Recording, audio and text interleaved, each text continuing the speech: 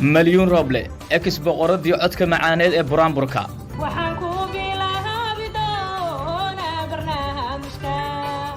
bulshada Soomaaliyeed oo la beegtakar inantan ilaahay ku manaystay hibada u gaarka hablaheena qaar waxa ay ka gudubtay xayndaabkii xawleeyda dumar iyo waliba kuwii hablaha mundulood madala iyo mudana Muuse Suudiya malabtaan dhaleene madaxa la saara dullootira مليون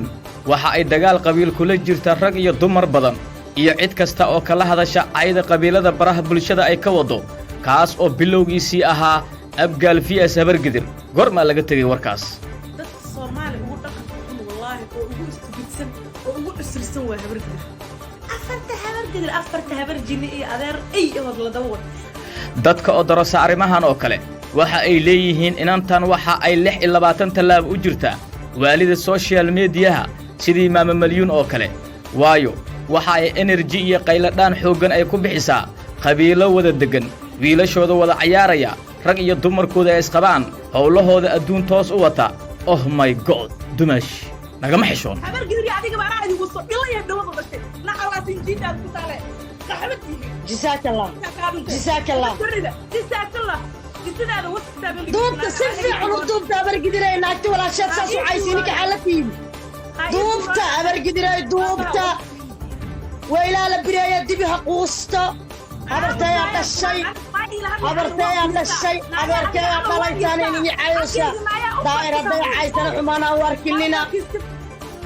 daawade ujeedka sheekadan waa in dagaalka Ruushka iyo Ukraine uu ka yimid halkan kaas oo walwal iyo walbahaar badan ku haya caalamka Malyuun waxa ay la mid tahay Russia lagu daray daahir alisow oo Ukraine ah loona qaybiyay wadamada reer galbeedka oo la mid ah taageerayaasha daahir waa sababta warbaahinta ay indhaha ugu wada hayso مليون روب loo dhaaday abgaal waa ka baxay markuu daahir alisow ciilciile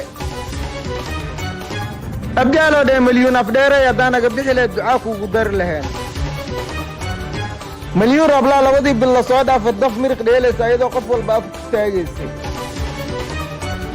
wax badan ay booteysay laakiin xal ooyina jabsatay abgaal hadalkeeda aan hadaan deelay ducaa kuugu dar leh ma ku saxayin idaacad TikTok TV falo soo dhaay la joogayga tagin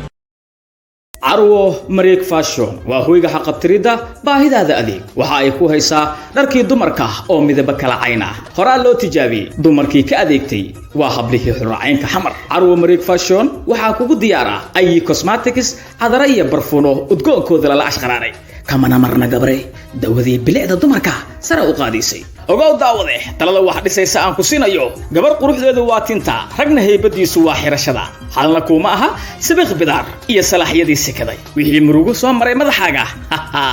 hadda kameero Mareek Fashion waxa ay ku keentay saliida Nasma Oil oo ka kooban 25 dhir waxa ayna daweysaa gogo'a